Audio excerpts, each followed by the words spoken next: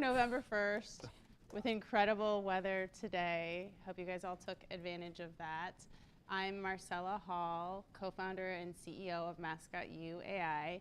Harry is my co-founder, joining us as well, the two of us.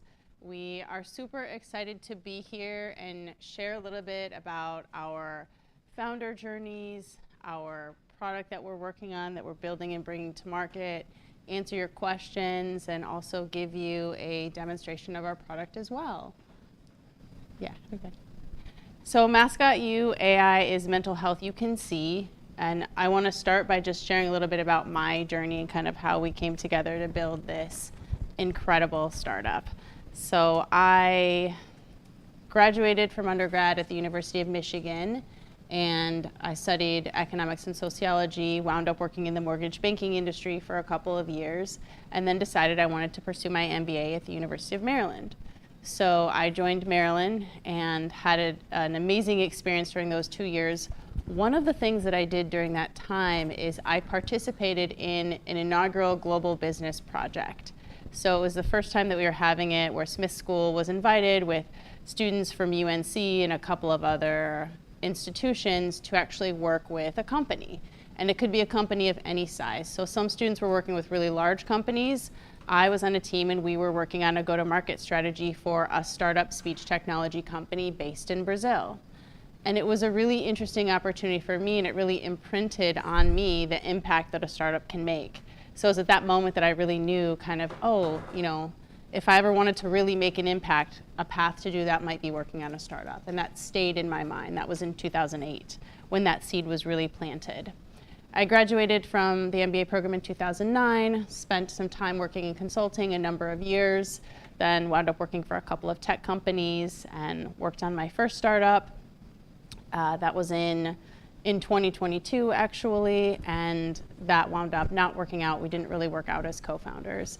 I departed from that startup, and a week later, I was at the Techstars FounderCon conference where I bumped into Harry, and he was actually wearing the same t-shirt that he's wearing right now. So we had a conversation about his t-shirt and also a conversation about mental wellness.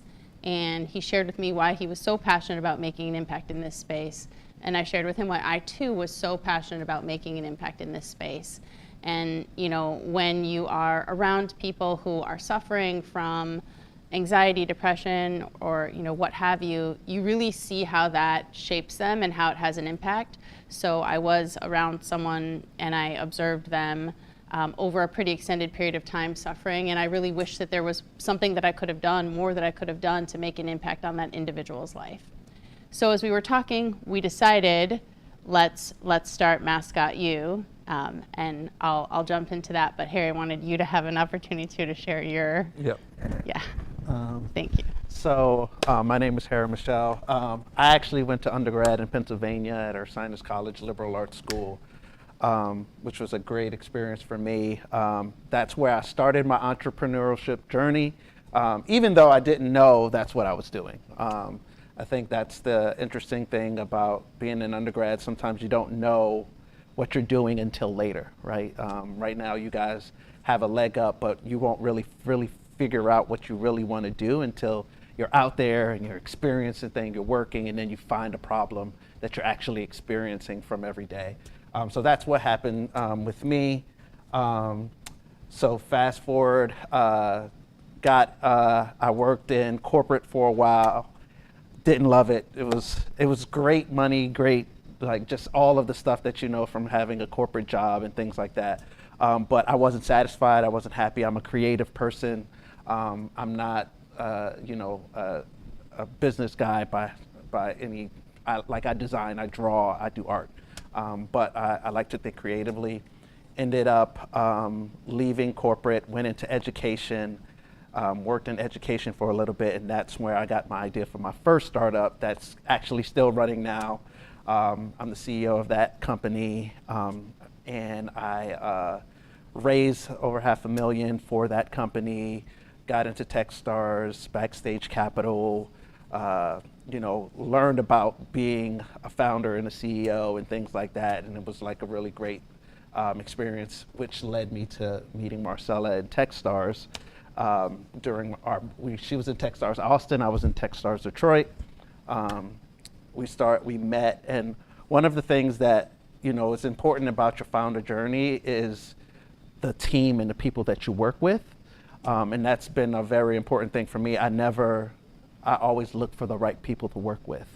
So my previous startup was so successful because I was working with the right people, and it's continuing to be successful because I have a great team and people that are building and scaling it and all of those things. And that's the biggest thing about the startup is your team and the people you work with, and that's the most important part. Like, the idea doesn't mean anything. The idea, the mission, none of that means anything without the right people to work on it and make the mission real, right? Like, Mark Zuckerberg couldn't build Facebook without all of the people that were there in the room to build it with them. Steve Jobs couldn't build Apple without Steve and the other people that were actually building the machines, right? So you have to find the right people in that. And so when Marcella and I met, I was like, look, I can't do this full time. I need somebody that can be that person. And she was like, I want to be that person. I was like, and so that was the great thing, and we've been able to scale and work on MascotYou in the last year or two, and made great strides. And why I'm personally passionate about MascotYou is because I would have been a client of MascotYou. I suffered from depression and anxiety and suicide when I was a teenager after I was abandoned as a teen, and I was going through a lot of things, and it was coming out of me, and I didn't know about it. And it wasn't until I was older that I realized that the things that were coming out of me and how I was expressing it, if there was someone there or something there that could analyze those things, would have been able to help me sooner, and somebody would have identified my issues a lot sooner, and I could have gotten help before I gotten bad. And so that was why I was super passionate. I was like, people at colleges I know are experiencing this, and they need this type of tool to kind of help them navigate this thing. So that's why we're building MascotYou. Thank you. MascotYou is mental health you can see. So I don't know if you all have seen these statistics, but college students are really suffering. Depression is the second leading cause of death on college campuses. And 60% of students surveyed said they were suffering from moderate to severe psychological distress. If you look at all the numbers, it's not getting better. 54% of students were experiencing loneliness and isolation. So mental wellness is really a global epidemic, but we've sort of zeroed in on the impact that it's having and how it's affecting college students. And we imagine a future with 0 suicides on college campuses. So we're building a product, and we are patent pending, that analyzes content consumed and created against our AI framework, and we deliver personality insights to individuals. So we establish baseline personality profiles for individuals based on the music that they're consuming. And after the baseline's been established, we then track changes against that baseline.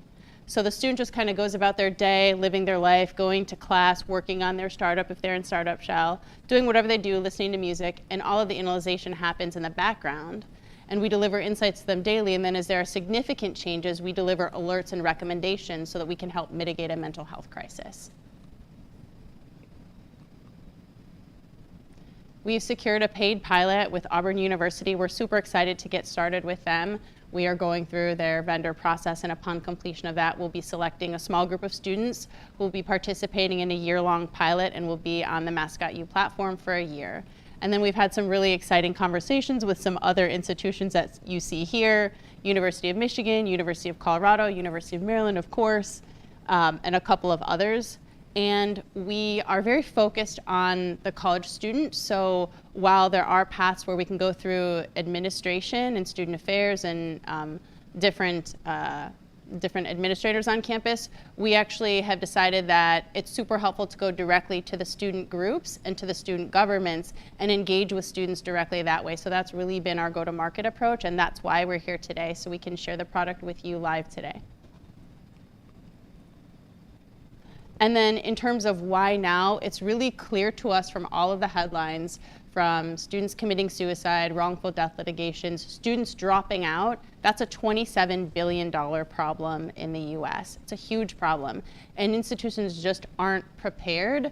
They need ways to be more proactive in impacting their student wellness and addressing their student wellness needs, and right now they're just not. They're very reactive and they provide resources, but they don't have a way to be more proactive. So I feel like now really is the right time for our product. And then in terms of a addressable market, you can see it's a huge total addressable market, over $150 billion. And that's from global higher education, global secondary, and US school districts as well.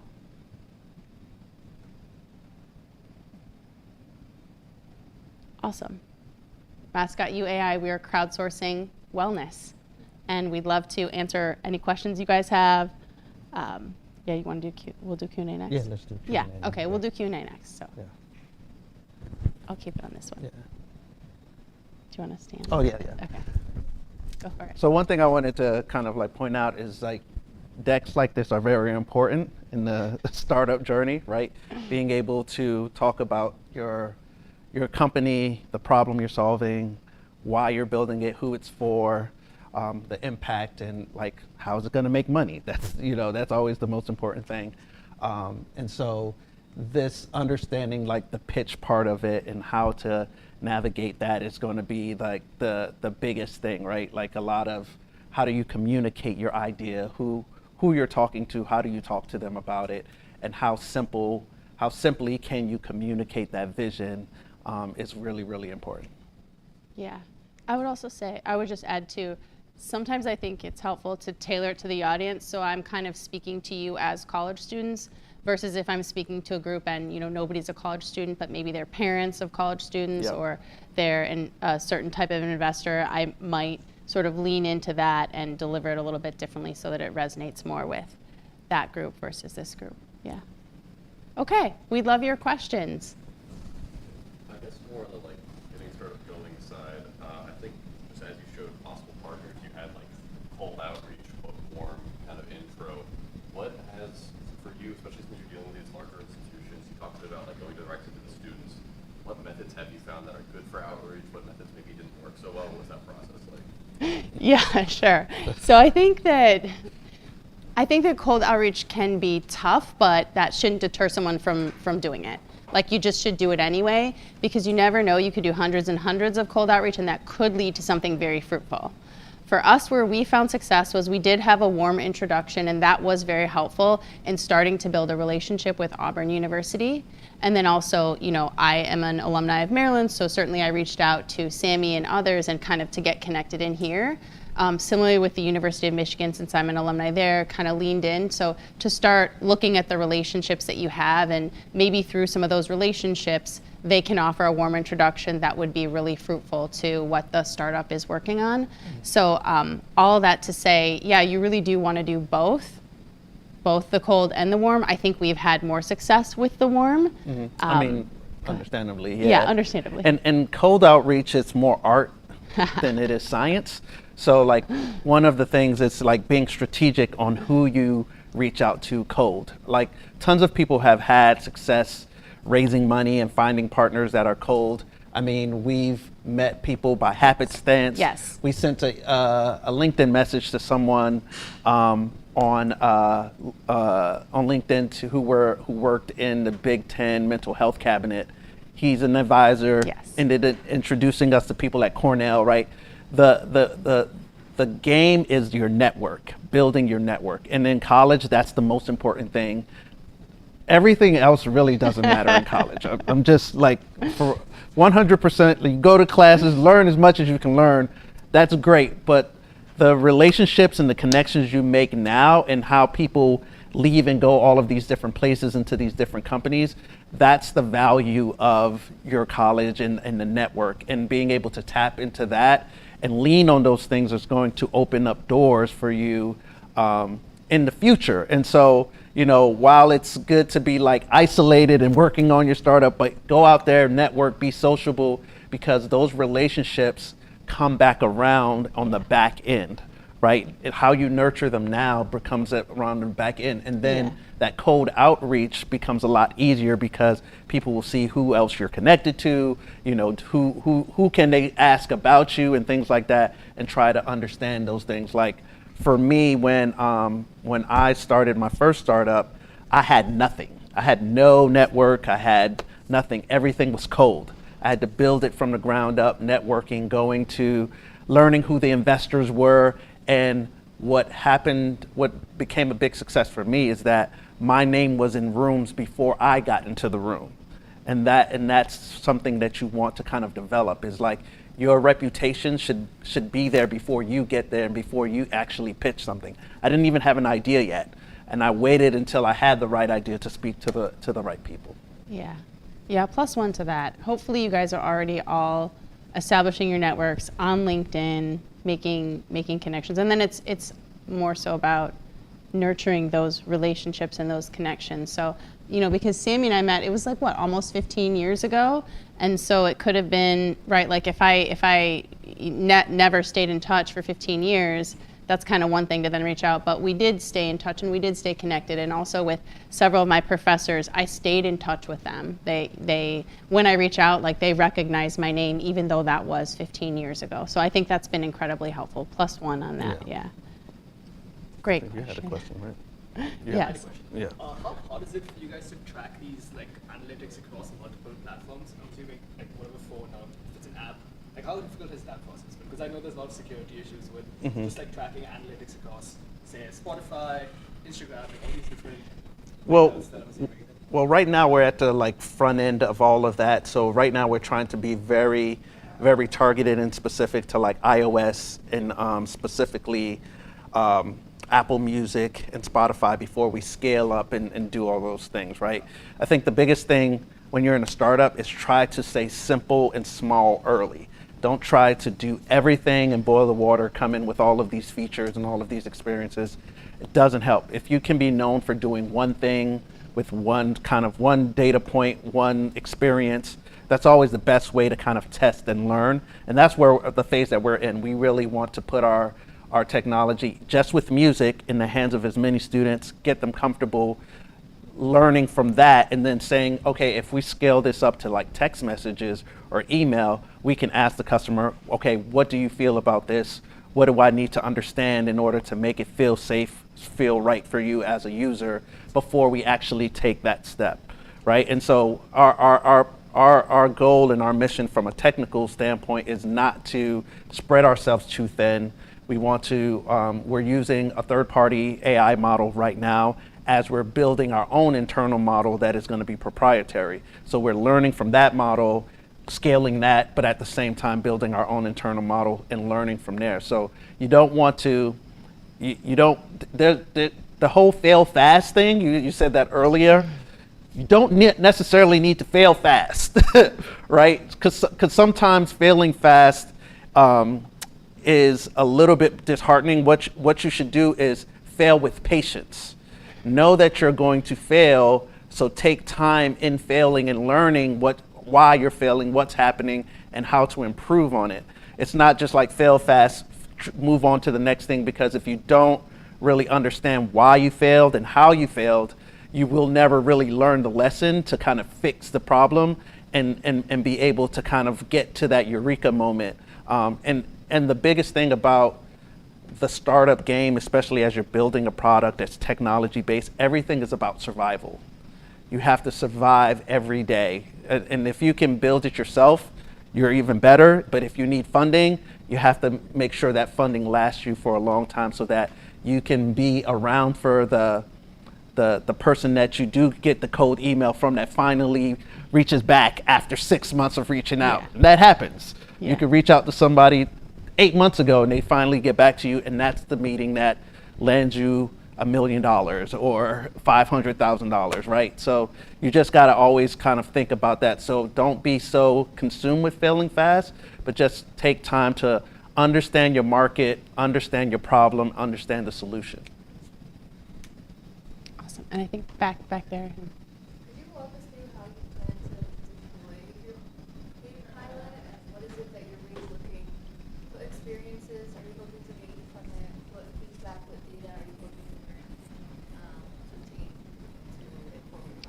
Yeah.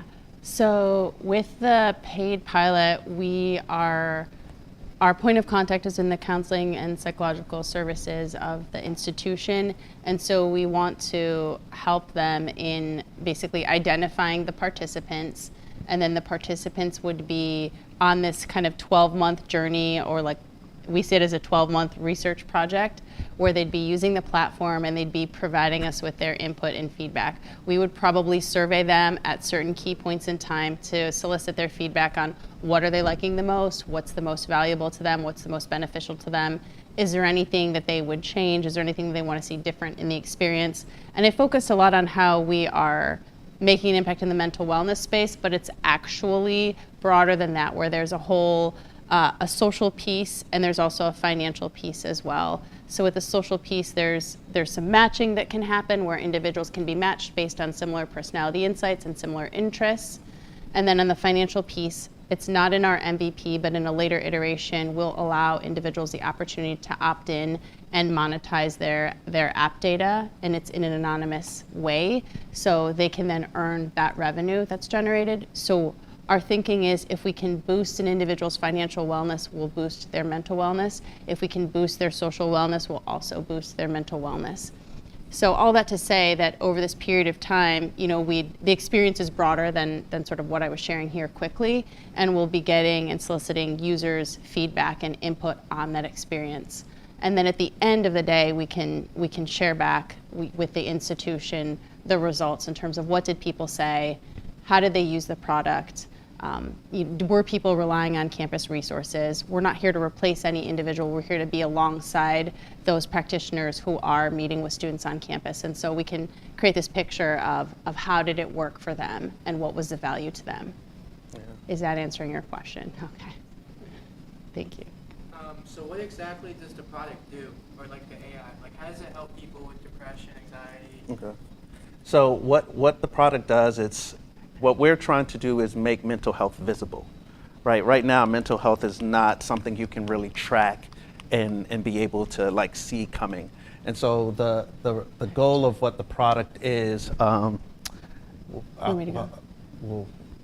to take time to set up, so we should do it at the end. But what basically what it does is, we'll take things like your music data, right? And we analyze the lyrics that you're listening to every day, and be able to create a score based on the personality framework of, I don't know if a lot of you know about the Big Five personality framework. It's the most heavily used framework in psychology for personality, right? So we're able to take that and say, your openness is between 0 and 100%. Your baseline is 50%, right? So every day we're going to check to make sure it stays at 50%, right? So that way we know, hey, your baseline is at 50, but today it's at 30.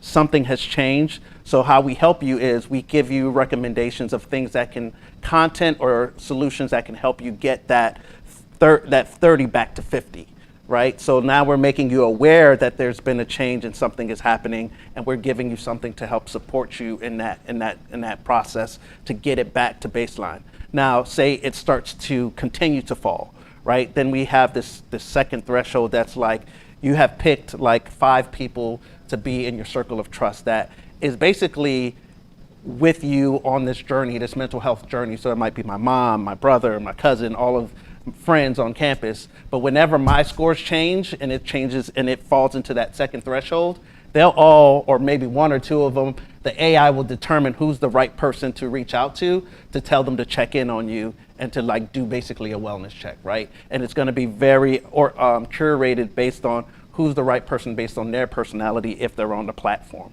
So now we're creating that support, because one of the hardest thing is asking for help. The first problem is most of us don't know we need help, right? So now we're trying to create that awareness using AI. The second thing is how you ask for help. The AI helps you ask for help or bring help to you without you having to ask for help. So that's the next thing. And then the third thing is, if your scores, we send you content, and we're continue to send you content and support material. We have people reaching out to you to make sure they're checking in on you, but your score continues to fall, right? Now we have to say, hey, we're not on campus with you. We can't do anything for you. So we'll let a school contact who would be like somebody in the psychological department that is HIPAA compliant and things like that, will keep you private. They will know exactly like, hey, so-and-so's level has been changing for maybe 5 days straight, or a month straight. Something is really wrong. You should probably go check in and see if you need to, escalate it some other way. And so that way we can get out in front of issues before they become a crisis. So that's how we support you. And all of the analysis is coming from how you're communicating on these different applications and the type of content you're consuming to kind of really help us get that picture.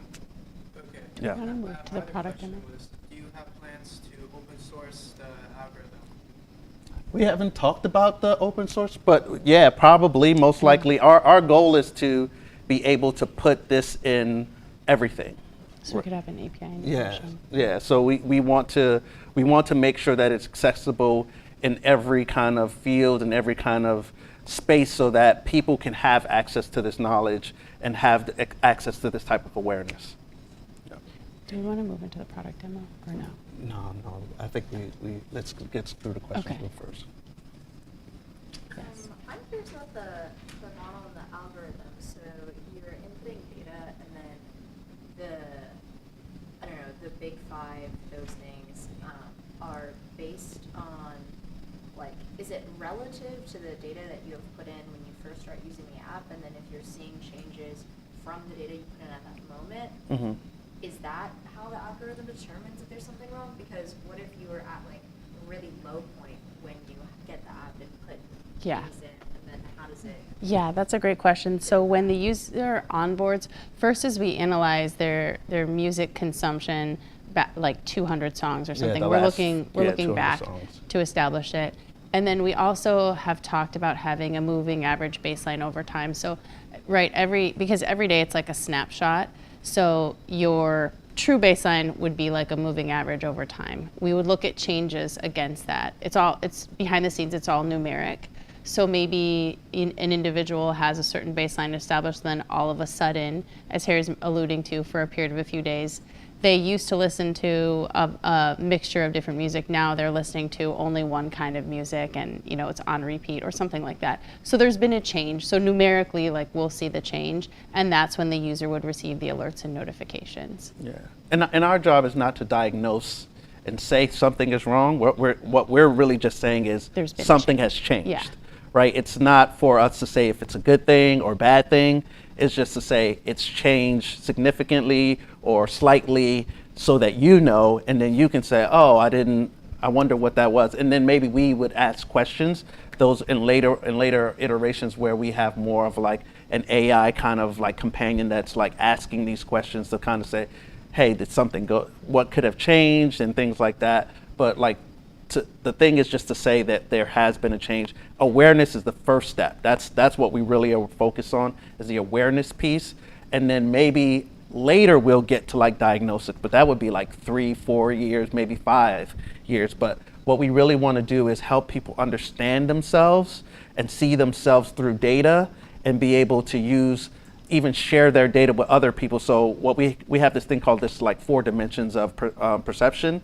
So like we ask you, what do you think your personality is, right? And then the other one is you take the IPIP survey, which is like the actual written test on the app, so you understand that. And then we show you your personality based on your content. And then we ask you to share your insight, or ask friends, what do they think your personality is? And so now you have basically 4 perspectives that you can look and see how they align, right? And see like, okay, I'm showing up the way I want to show up in front of everybody, or I'm not, and I need to kind of align myself with what's the difference and where the gap is. Yes. Can you just go into how the app protects the user's data, and anything else for people with privacy concerns? Yeah. Yeah, sure. So all of the analyzation is at the device level. So we run the analyzation, and then it's basically numeric scores that we're retaining, but it's all happening at the device level. And as Harry mentioned, we are HIPAA compliant as well. Even though we are not diagnosing anything. Yeah. But we have that compliance in place as well, so the user's protected. And then furthermore, as we're introducing new integrations so that there's more and more data that can be included in the analyzation, it's the user who's opting in and choosing that every point in the process. So when we have more available to say, do you want these different integrations included in your analyzation, the user is saying, yes, I want this, or no, I don't want that. Yeah. So it's really the user that's in the driver's seat the whole Yeah. time. I guess like one suggestion is like whenever I guess like you're pitching to students, I think the privacy is like really big for people. Yeah. Like, Yeah. if I want to use this, I would be like, this better not be like BetterHelp. Like if you guys are familiar with like what happened with them, I don't Yep. know if you are, but Mhm. like there's privacy concerns with them. Yeah. So that's just like my Yeah. scare So, of people. Thank yeah. you. So the interesting thing about what we do is, what we see how we're bringing this product into the market. What's unique is that we don't need your personal data to create value. Right. We don't need your personal data, right? Like the data that is the most important thing, why all of these people are trying to mine your data is they're trying to get personality insights. And that's what we're creating at the front end with your permission. So we can say, you can keep your data, we're getting the most valuable part, which is the personality insights, and then we're leveraging that, and that's what we're storing. And your identity is your own, right? Like we don't need to self-identify you and do all of those things.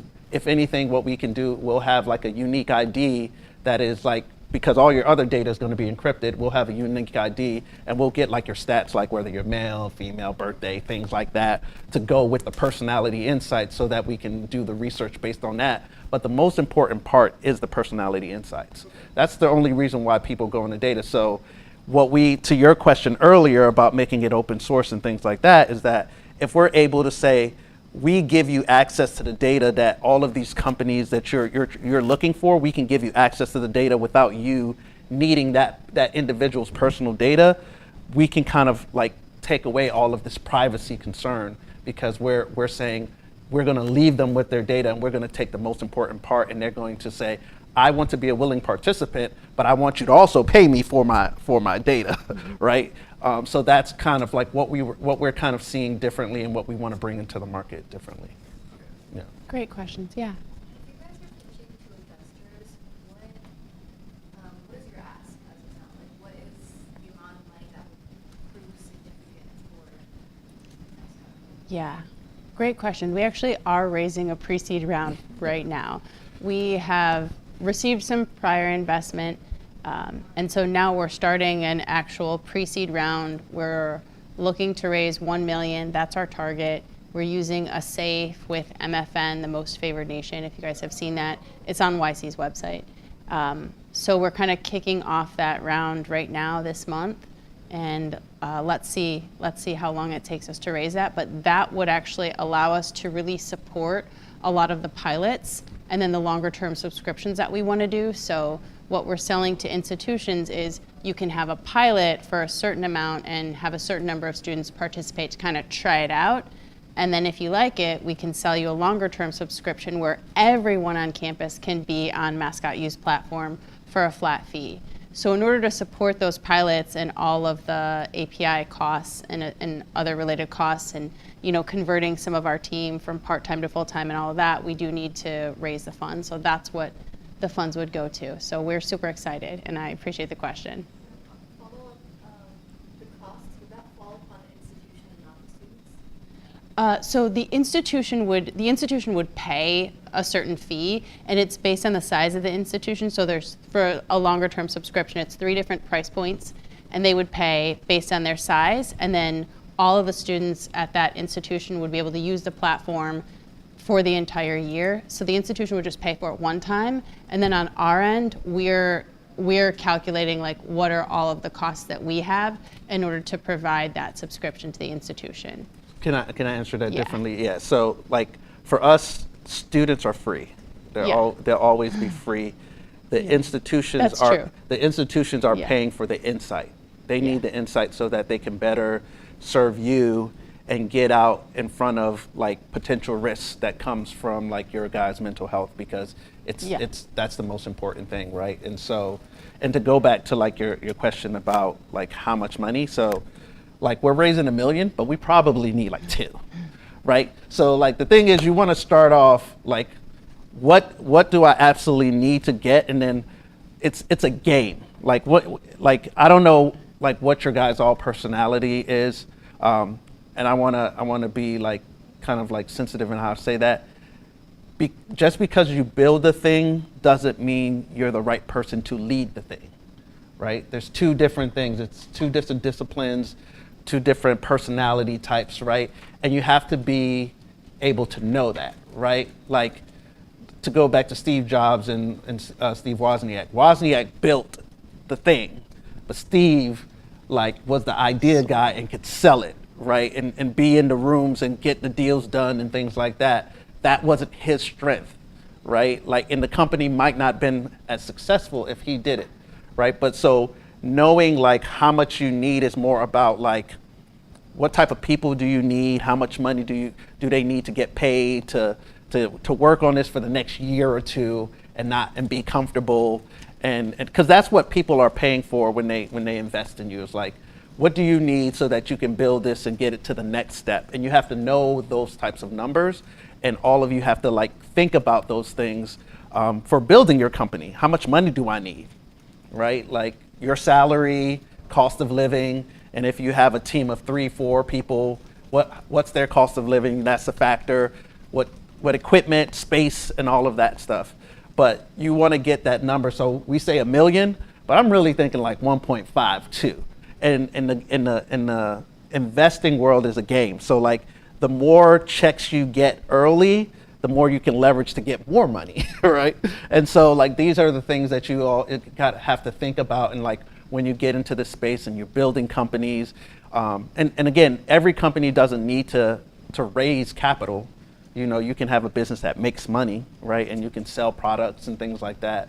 So understand the difference and when's the right time to do it. Because like sometimes you can build a product, especially if you guys are technical, build it first, put it out into the market, let people use it, then people will come to you to want to invest in it if it works, versus like going out there into the market to get the money to build the thing. And a lot of people nowadays aren't investing like that anymore. Like, they want something that's already proved, that's already built, they can see that's working. And so that's the most important thing that you want to kind of focus on, is like your proof of concept, and how do you get it out there in people's hands and people working and see what it's really going to do. How are we doing on time? Okay.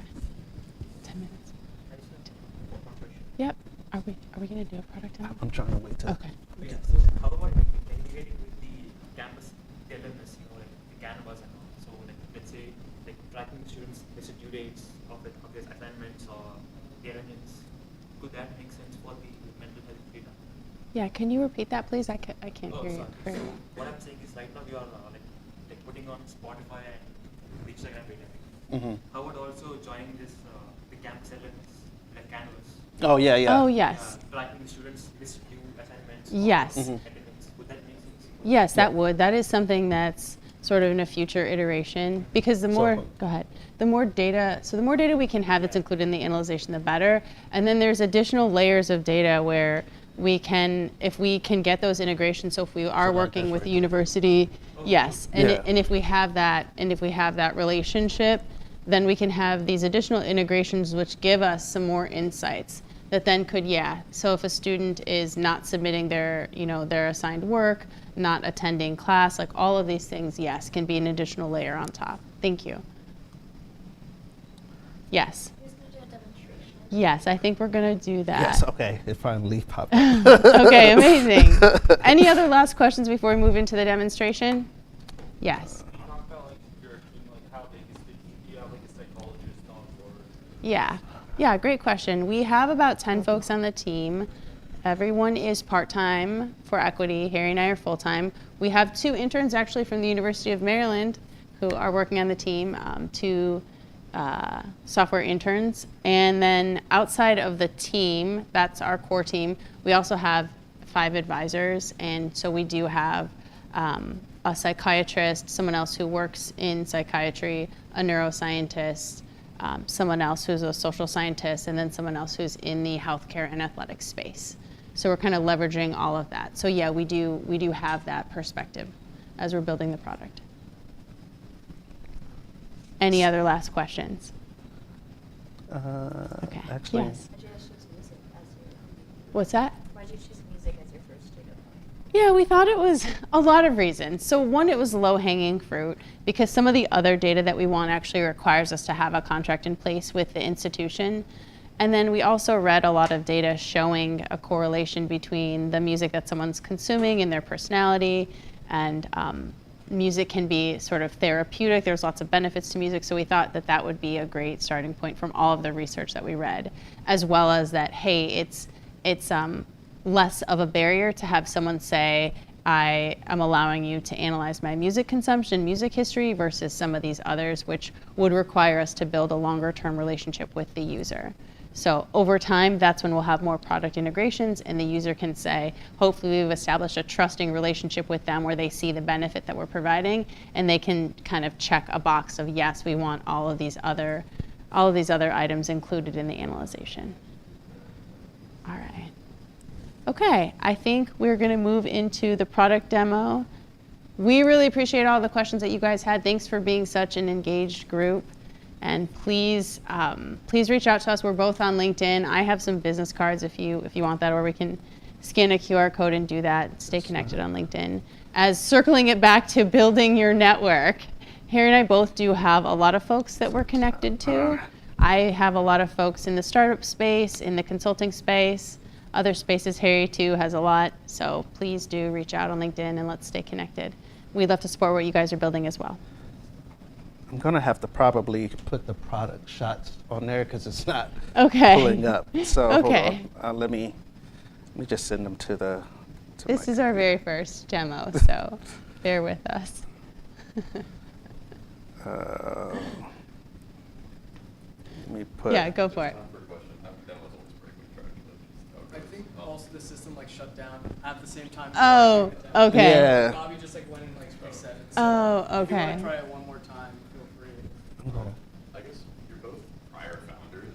How did like that learning experience kind of go into the next like operation of founding? Because I know for me, like there's a project I worked on, and I feel like you learn a lot really fast. Yeah. I'm happy to share. So for me, in the first startup, I think there were two things that were my biggest takeaway from that. One is actually a framework from this book called Levers, if anybody has seen that book. And that framework was all about, think about the assumptions that you're making in your business. Everything you're making is an assumption.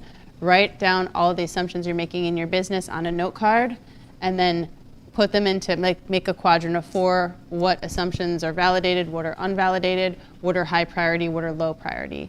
And then look at your unvalidated assumptions that are high priority and figure out a way to do some kind of test to validate that assumption.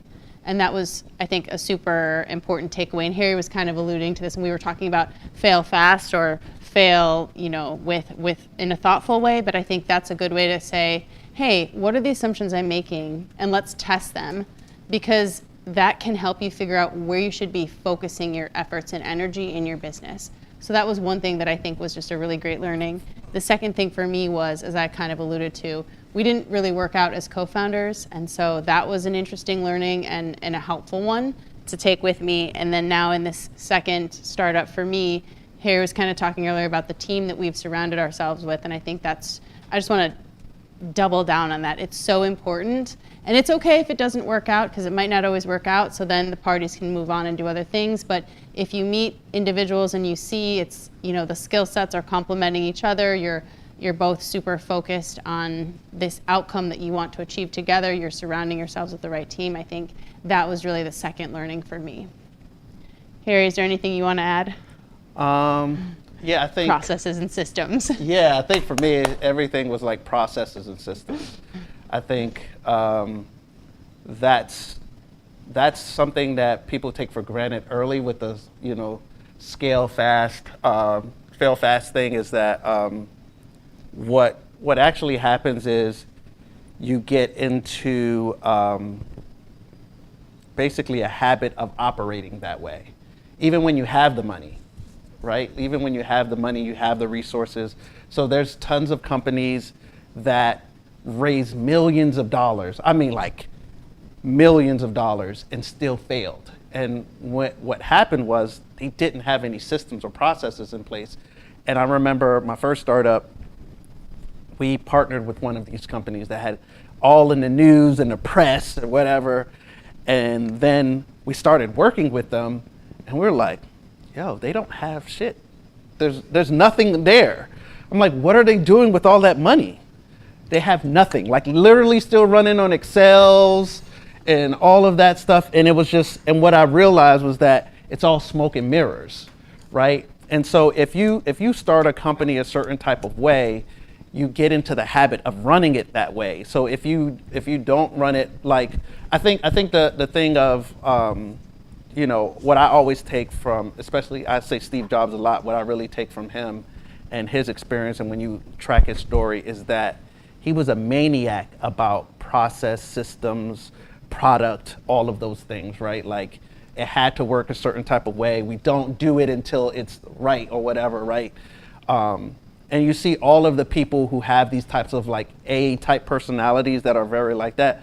But the reason why that's important is because they believe in the process and the system making things great and everybody being a part of that, because the thing that happens is money doesn't build companies, the people, the process, and the system. So right now, I can look into my phone and see what my other company, how much money it made today. And I haven't seen anybody from my company. I haven't talked to anybody, right? My company can run without me being there. If you're building a company, there's a hustle, there's a business, and then there's a company. A company should run without you. Like, and you all have to find a place where, what are you building, right? Like, what are you really building, and who is it for, and what is it supposed to do? And for me, I always wanted to build something where it can grow without me. And one of the first things when I became a founder and I was learning to be a founder, I had to learn to be a founder. One of the biggest things I wanted to make sure I instilled in myself is that I will be okay if the company has to go on without me, right? Like that's the first thing. A company has to, it's like a kid. It's like one day they're gonna leave home and they're gonna get their own job and get their own house, have kids, do their own thing, and you have to be okay with that. And I wanted to build a company where it happened on my terms, so that way, if it did become successful, it didn't matter to me. If I was there or not, I was a part of that journey, and whatever incentive I got from it, I took it and I walked away. And I know that, right? Because sometimes you're kicked out of your company, sometimes it fails. I didn't want it to be my identity. I could just pick up and go do the next thing. And that's a big thing for like your all mental health, is as you build these things, don't become so attached to it that it becomes you, right? It comes from you, but it is not you. And that you should be always looking for somebody else to do the work that you think that only you can do. Because if the company relies on you doing the work, then it's not really a company. It's just you. And so that's the biggest thing that I learned. So we're having the technical difficulty. So I'm going to kind of pull some of the images from the application that kind of shows you the experience of like how it analyzes the content on the music. So these are more of like the UI, UX, and then I have some video as well. And then I'll show you some of like, kind of like, this is how the app looks in terms of like analyzing your music. So if you see here, what it does is it starts analyzing all of the songs that's in your library, like which ones you've listened to today. And then it takes account of how many lyrics, how many words were in the lyrics of all of those songs. So for us to get a very strong analysis, it has to be at least 3,500 words. That's the only way. Now we can do individual analysis on each song, and it gives us that one, but it's not a very strong analysis, right?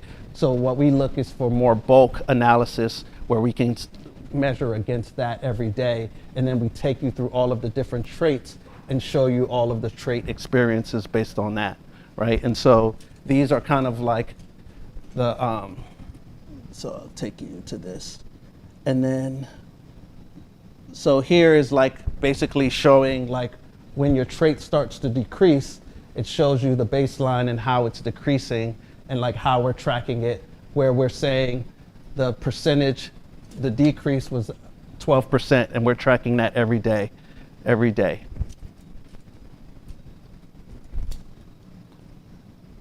Oh, sorry. And so this is when it gets to like the bottoming out, that's where we're gonna kind of pretty much flag you. We're going to flag you to the school and say, hey, we need to kind of go dig deeper into this individual.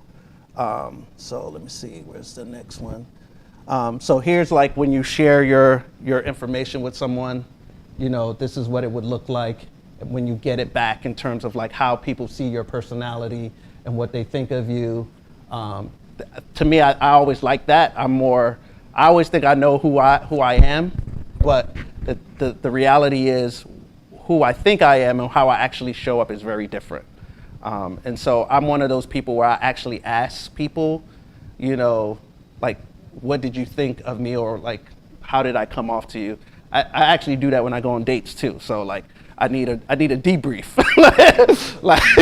like, well, give me a debrief of what you know, just so I know, like, I can educate myself on how I need to show up differently next time.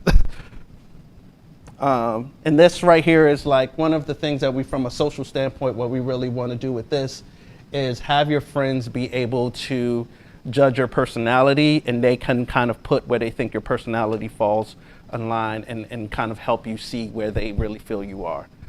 And it's all anonymous, so that way you don't get mad with a friend if they put you really low. It's just all like an aggregate type of thing. And this is pretty much like how it all looks from a UI experience. You know, this is all of the music that I listen to.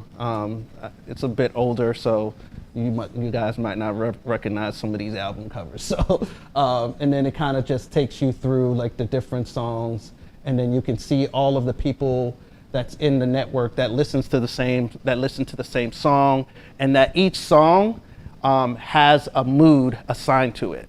So we can tell you how many people who were on the campus that actually were feeling the same things that you were feeling, that was experiencing the same things that you were experiencing, and be able to kind of show you like how small your network really is. So I think one of the things that for me, and I don't know about all of you, is that when you're going through something, you always think you're the only one going through it, right? And usually because when things happen to us, we kind of shrink ourselves into what we feel and what we think, and we don't really kind of investigate to understand what else is happening around us. And what we really are trying to do with our product from a design standpoint is to show you that no matter what you're thinking or what you're feeling, that there are other people out there that's thinking and feeling the same thing, right? So that way you don't have to feel like you're alone, right? Because a lot of people say you're not alone, but nobody can tell me, why shouldn't I think that? Like, what is your evidence that I'm not alone, right? And I know for me, when I was going through what I was going through, that was a very heavy thing, because I was a new person in a new school, a new town, had no friends. I was lost because of that, on top of everything else that happened, right? And so again, whenever you're building things and you're trying to find solutions, sometimes you are the best kind of like starting point of what your product should be and how it should look. And you should try to find out if there's other people that feel the same way, right? So for me, when I saw a problem, I was like, man, I felt this way. Is there anybody else think this? Does anybody else think this? How many other people think this? That's the start of any startup problem and any startup solution. And so what we want to do is shrink it. We want to say, hey, there's 9 people or there's 1,000 people on your campus. How do we help you find those people, see those people, connect with those people, so that you can grow your circle, or you can talk to them, see what they're doing, And then what one of the things Marcella was saying, like, is we're trying to like crowdsource wellness.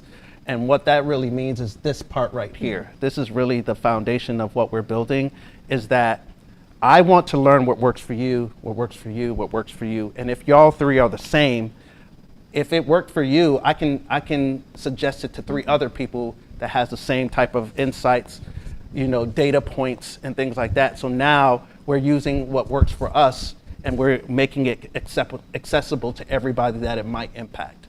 So that's what we're really trying to build through our product. I'm sorry that we couldn't do the live, go through the app, but We'll come back and do it live. yeah, we'll come back and next do it semester, live. Yeah. Awesome. But Thank you, guys. that's kind of like this is where our beta is going to be, and what we want to do is give you access to it.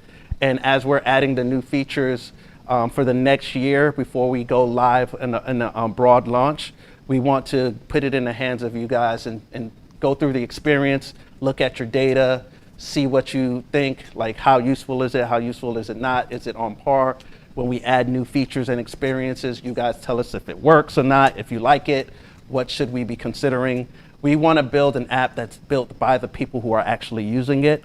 As the UX person that's leading the project, what we want to do is build the product from the bottom up and not from the top down. I don't want to create something and tell you what's going to work for you. We want to learn from you and you tell us what works, and then we adjust the product based on that. Okay? Thank you guys so much for being here with us today. We appreciate you. Yeah. Yay.